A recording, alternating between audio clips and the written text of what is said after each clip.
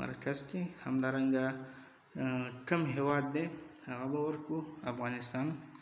دلته دا معلومات غواړي چې آیا ستاسو دا ملک د دې لپاره الیجیبل دی، یعنی حق لري د دې لاټرۍ، او خوشبختانه افغانستان حق لري. نو په همدې خاطر دا پرېږدو، یس په خپل حالات یې پرېږدو. راځو دلته چوز نیو پوډو تصویر په دې ډیوي لاټرۍ کې تقریبا 50% مهم دی. باید زموږ تاسو تصویر د دې په شرایطو برابري. همدارنګه 600 کې پیکزلي ریزولوشن، همدارنګه 254 کېبینه باید د دې سایز غټ نه وي.